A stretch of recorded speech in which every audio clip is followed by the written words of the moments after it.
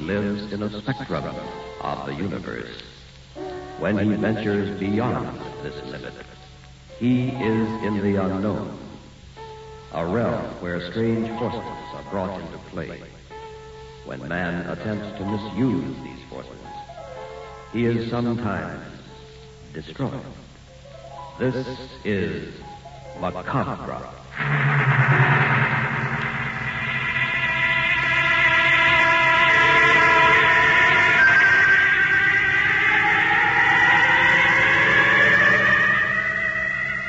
The Far East Network presents, in special performance, Macabre. Tonight's story, The Crystalline Man.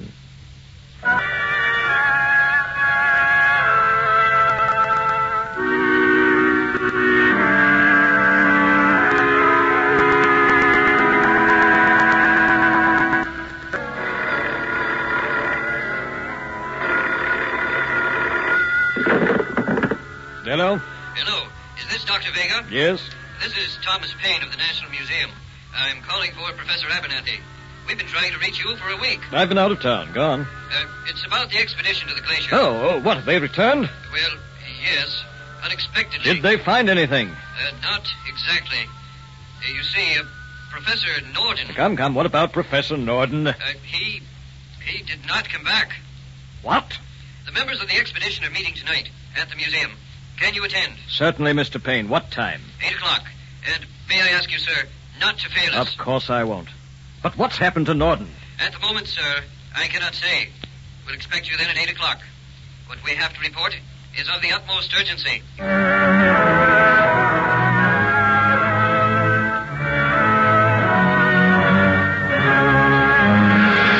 Now, gentlemen, a simple expedition to the Arctic, and you come back whimpering like children. Now, really, what do you expect me to think, Professor Abernathy? Please be seated, Dr. Vega. Thank God you've come. You know Thomas Paine of the museum? Yes, he telephoned me. And my associate, Craig Taylor. How do you do, Mr. Taylor? Good evening, Doctor. Now, what happened to Norden? It's hard to explain. Professor, either he came back or he didn't. Which was it? He did not. That thing in the other room. Not yet, Paine. Thing? What thing? Before you see it, Doctor, it will take explanation. What do you think I am, a child? You believe I'm too naive to know the facts? Let me refresh you. I backed your expedition.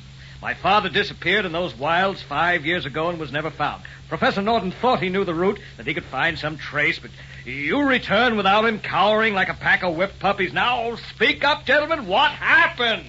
Have patience with us, Dr. Vega. We have stumbled upon something we do not understand. Something that has cost the life of Professor Norden, and may not stop there. Well, go ahead. Tell me the full story. We had camped for the night on the glacier. The next morning we noticed a fissure in the ice. A passageway large enough for a man to crawl through. In the ice we could see the frozen body of a dog. It wasn't one of ours. I thought it might have been one of your father's. Norden decided to crawl into the fissure to investigate. Taylor remained with me. A storm came up suddenly, and when we called out to Norden in the passageway... Professor Norden, have you found any trace? Professor! What do you make of it, Craig? He's been in there 15 minutes. Do you think he's all right? I don't know. We haven't heard from him since he left us. With the storm blowing, a fissure isn't exactly a safe place to be. Danger of an avalanche. Better warn him. Professor Norden, there's a storm. Let's get out of here. No answer. Got a flashlight? It's dark in there. Yes. Come on, we better look for him. Fissure doesn't appear too old. No, perhaps only a few days old. Otherwise, there'd be a heavy layer of snow on the bottom. I hope that ice overhead is solid. Any kind of slide would bury us. Pitch black now. I didn't realize the passage was this deep. What's that ahead? Huh? It's like a rock, where the glacier meets the mountainside. A few more feet and we'll be there. Why, it looks like the entrance of a cave. Norden must be inside. Certainly took a chance going this far by himself. Shall we go in? We have no choice. Look, it's not a natural cave. You're right. The entrance is a carved arch. Solid quartz. Do you recognize the symbols? I've never seen anything like this before. Quite a find, Craig, and by coincidence, too. If that fissure in the ice hadn't opened here, it might have been lost forever. How old would you guess it is? Impossible to tell. We've got to find Norden. Hand me the light. I'll go first. Professor Norden! Professor! Looks like an ancient crypt.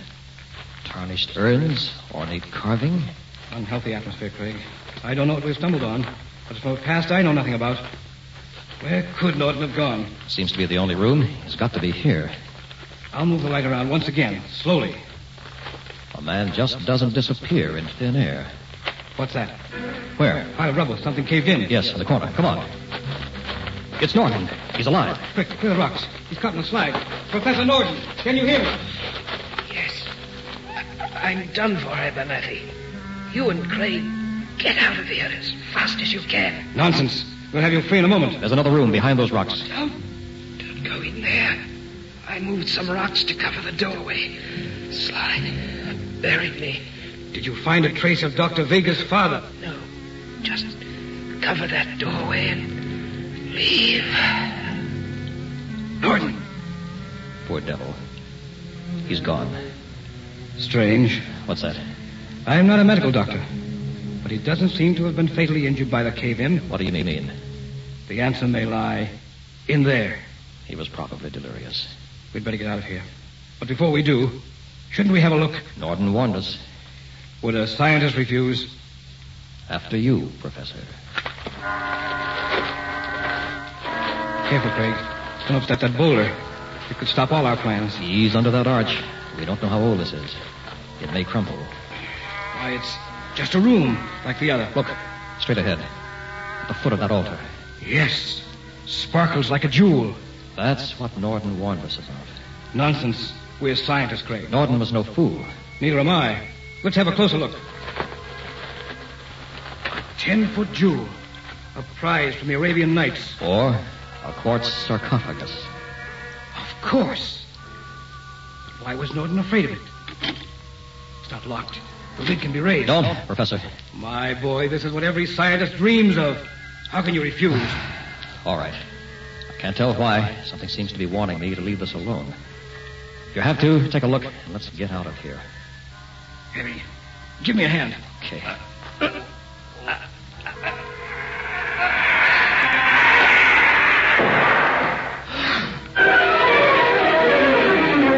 What was it? What did you find in the sarcophagus, Professor Abernathy?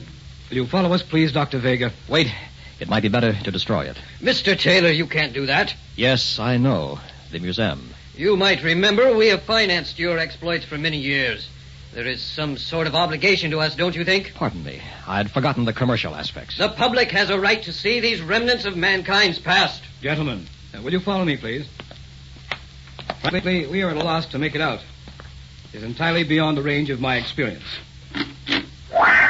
In the center of the room, if you will. The quartz sarcophagus.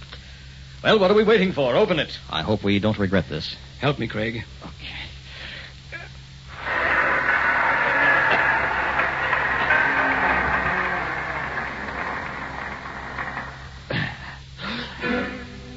There it is, Dr. Vega. This is incredible. Is it some kind of joke? We wish it were, Doctor. Man. A crystalline man, perfect in detail, even to his thumbprints. It's fantastic. What do you think, Mr. Payne? I haven't had a great deal of time to research it. However, I can't link him to any period of recorded history. He is not prehistoric, as he resembles modern man. His clothing is well tailored, though of a design I've never seen. He looks 45, intelligent and scholarly. He doesn't have the appearance of death. The strange part is, instead of flesh and blood, he seems to be pure crystal. Is it possible the man could once have lived? And if he could, what forgotten tongue, lost in the antiquity of time, would he speak? We may know tomorrow. How do you mean? I believe that by some process unknown to us today, this man is still alive.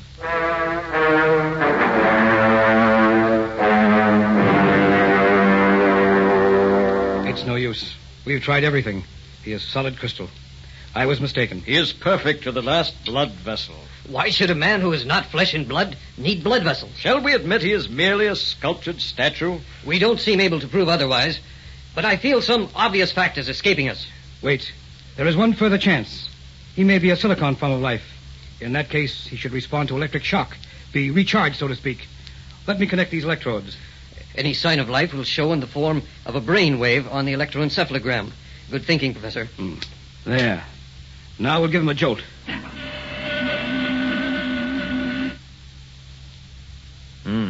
Nothing. Try it again.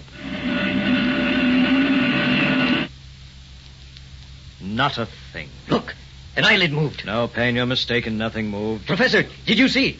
No. If he's alive, it's in a form unknown to us. What will you do with him? You financed the expedition, Dr. Vega. You call it. But, gentlemen, the museum... Mr. Payne, can't you forget that place? Does every scientific discovery have to go on display like a bargain in Gimbel's basement? Well, I only assumed the body would have to be disposed of somewhere. Are you sure you want it, Mr. Payne? After Norden's warning? What happened to Professor Norden had nothing to do with the crystalline man. He was probably delirious when you found him. All right, enough. The truth of this still escapes us. However, it can serve no purpose by remaining here. We may have it? You may regret it, Payne, but go ahead. Take it. Put it on display in the slumber room. That may well be what he's doing. Very well.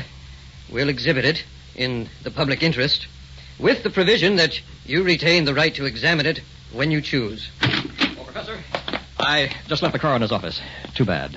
The coroner's office? The guard we found unconscious here this morning, the one guarding the crystalline man last night, Yes? he just died.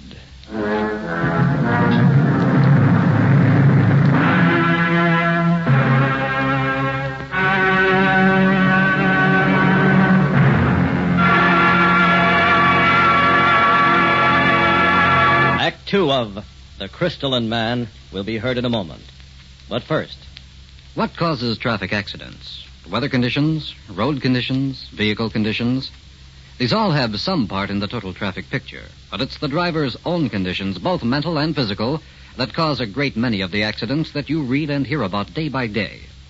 You may find somewhere in the accident report that the driver in an accident was tired, angry, inattentive, or had been drinking. Harder to find in the report would be the driver's mental state at the time of the accident.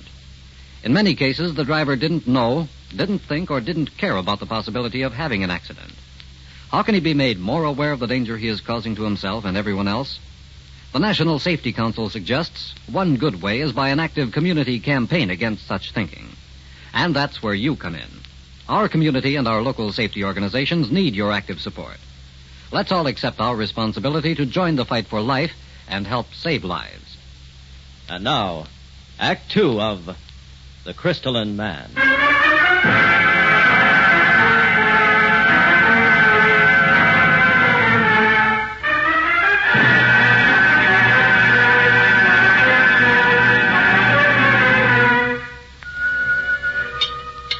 Man, you kids eat like horses. It's a good thing your father makes a little money.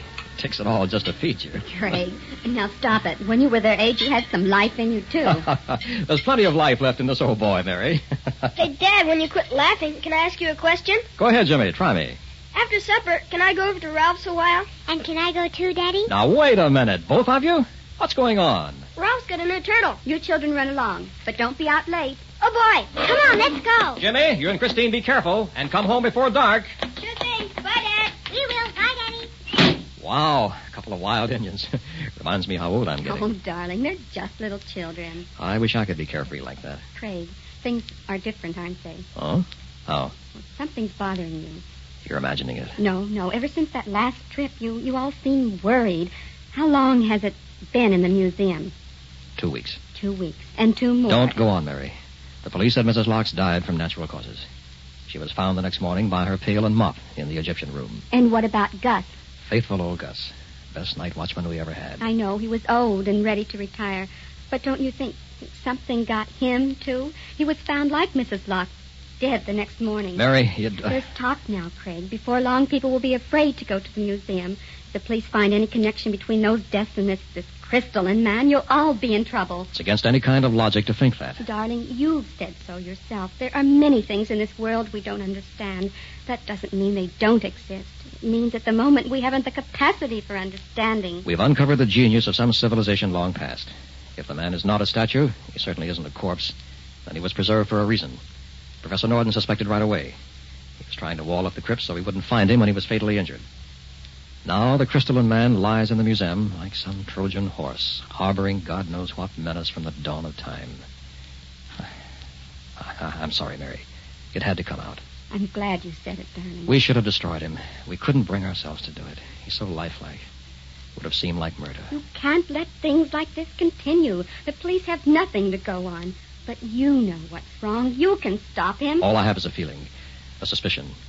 I promise you, Mary, What, darling? if there's another death, I'll take it on myself to find out what's wrong with the Crystalline Man.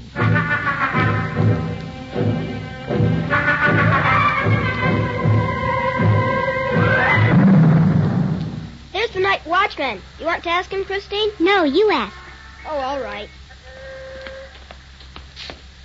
Mister, Eh? Museum's closed. You kids go away. I gotta ask you something. Run along now. Be dark soon. You ought to be home. Please, mister.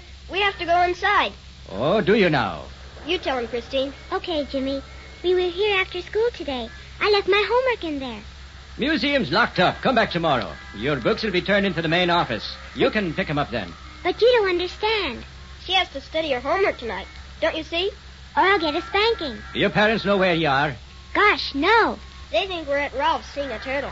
We said that so I could get my homework. Please, mister. Well, you should be more careful. You don't want us to get spanked, do you? I'm not supposed to let anybody in. I might lose my job. Regulations, you know. It'll be a secret just between us. We won't tell anyone. Yeah, a secret. Okay. Just between us then. But remember, no tricks. Whisk in, pick up homework, whisk out. Just like that. Check? Check. Know where you left it, Christine? Yes, on a table by the dinosaur. It's pretty dark. Can you see your way? I think so. Be right back. What's your last name, son? Taylor. What? Your father's Craig Taylor? Sure. Professor Abernathy's associate. I knew it. Now I will be in trouble. Don't worry, we won't tell him. Some days you can't win. Christine, hurry up. Let me go in. I'll find her. Yes, good idea. Quick, get your sister.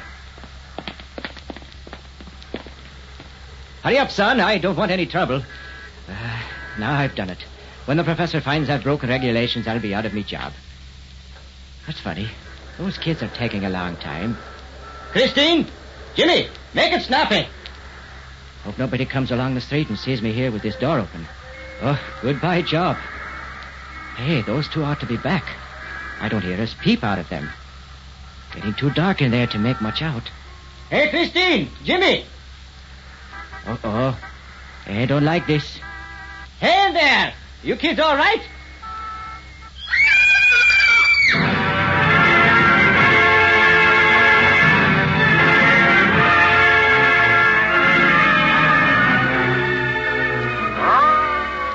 Who was she, Craig? Edna Thorpe, a cleaning woman. Please, Mr. Taylor, I hope there won't be no trouble about me letting the kids in. How did I know they'd find old Mrs. Thorpe dead? Natural causes again, Craig? Police coroner said heart attack. Christine, you're sure the dead woman was the only thing you saw? Yes, Daddy. I just found my homework when I saw her. Then Jimmy came in. We were too scared to move, Dad. Uh-huh. What are you going to do? Mary, you can see what we're facing here. Take the children home. I'll be along later. But, Craig, aren't you coming with us? No, I'm spending the night in the museum. It's time we learn the truth. Not alone, darling. That's too dangerous. The deaths occur only when there are no witnesses. The only way to find out is to bait the hook. I'll stay in there alone tonight. The killer may be tempted to strike again, and then we'll know.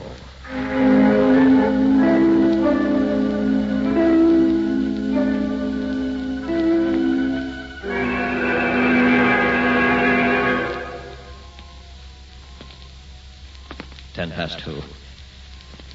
Getting sleepy. Big place. Those two dinosaurs aren't kittens. The Egyptian mummies back in the East Wing. Caveman relics. And the Crystalline Man in the slumber room. He's a standout, all right. Attracts the crowds in the jewel sarcophagus. There he is. Almost in a standing position. Sarcophagus tilted back so he can't fall out. 6 feet of complete mystery. A man of the world, but not of this world. Question is he statue or is he real? I think Norton knew. Too bad he couldn't have told us more. The strange thing is that in this collection of relics of the past, he alone doesn't reflect some state of decomposition. The key lies there, I'm sure of it. But logic tells me our killer is flesh and blood. Wish they'd turn on more light at night. Oh, I'm sorry I sent everyone away. The place has an eerie, uncomfortable feeling. Where's that chair I saw around here? Oh, there it is.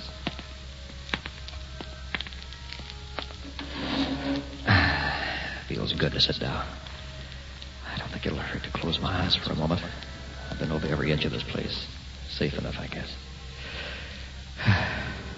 Could be coincidence. Those people who died were all old, including Norton. Oh, boy, I'm getting sleepy. Maybe a little catnap wouldn't hurt. Just a little one.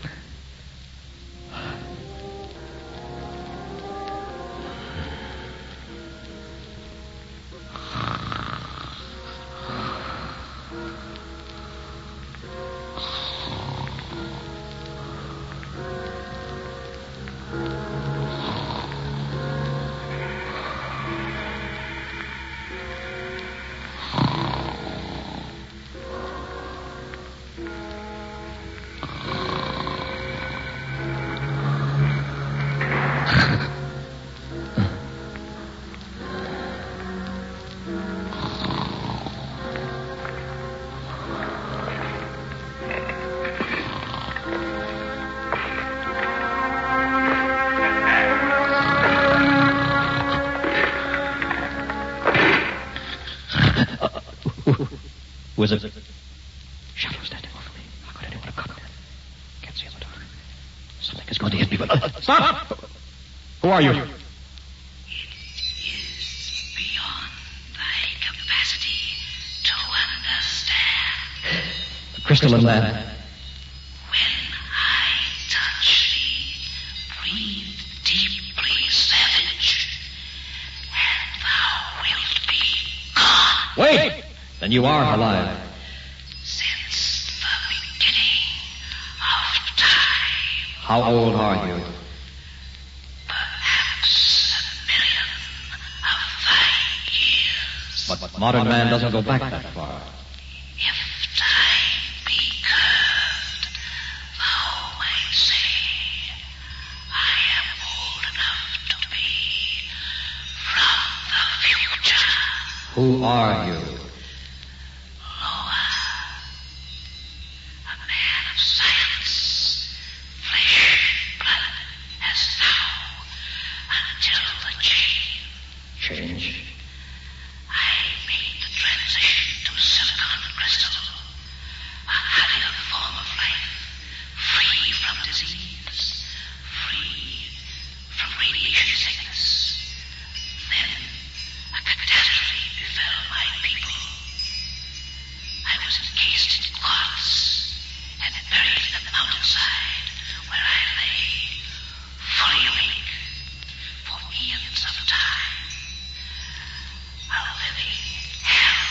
We are also men of science.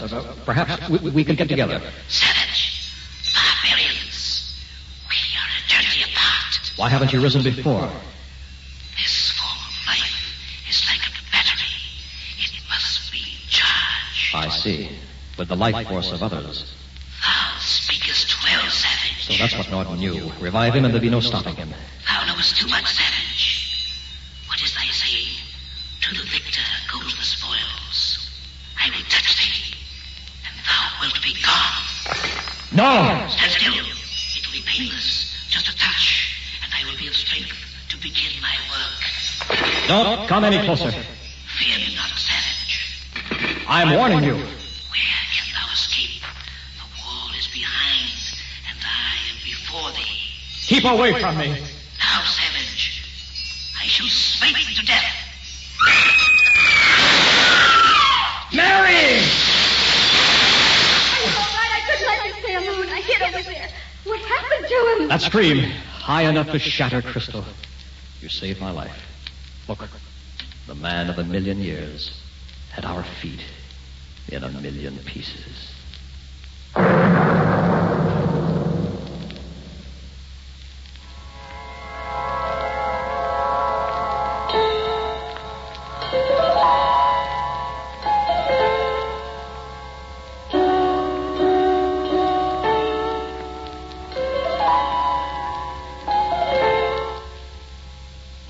Just heard Macabre, a special Far East Network presentation.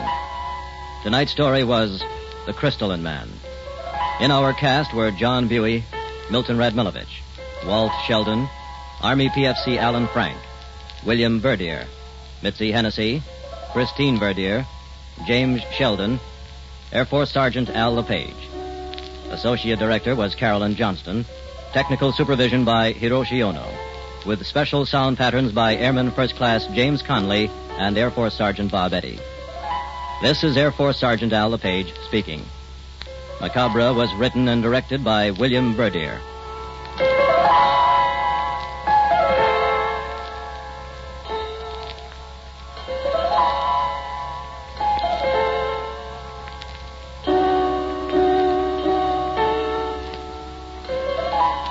Macabre comes to you each week at this time through the worldwide facilities of the United States Armed Forces Radio and Television Service.